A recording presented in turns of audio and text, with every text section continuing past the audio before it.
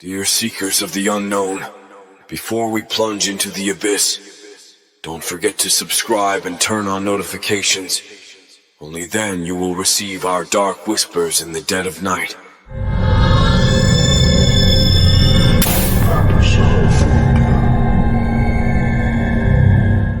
The Dark Side of Dreams. Scary Scalpel's Edge. Chapter 1. The Haunted Surgeon.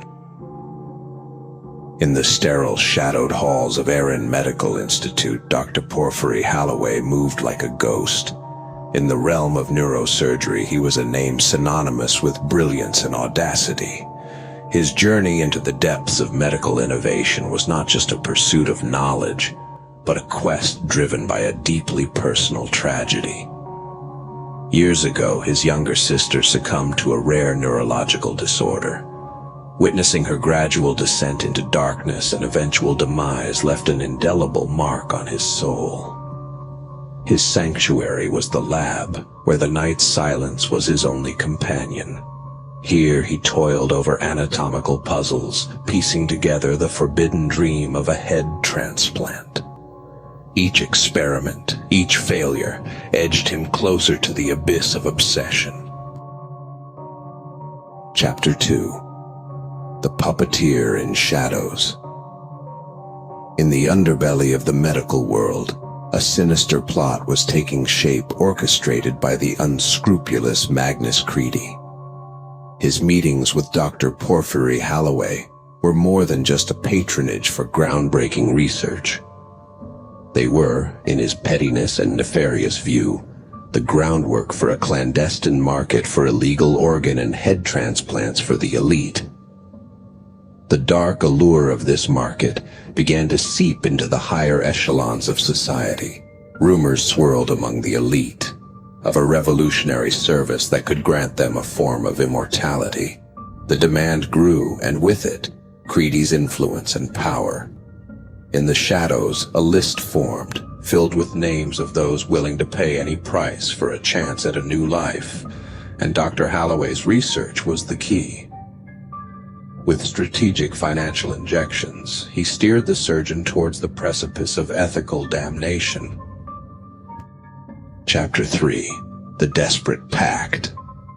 Ray Wexler, a man ravaged by years of illness, became the perfect subject for Dr. Halloway's grand experiment. Their pact was born of desperation and hope, a gamble where the stakes were life itself.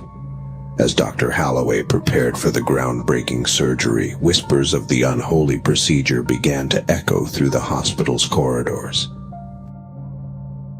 Chapter 4. The Ethical Maelstrom. The night of the surgery arrived, cloaked in secrecy. Inside the operating theater, Dr. Halloway's hands were steady, but his heart was a tempest of doubt and fear. As Scalpel met flesh, the boundaries of morality and science blurred into the unknown. Each incision was a step further into uncharted territory, each suture a stitch in the fabric of ethical codes. Chapter 5. Awakening.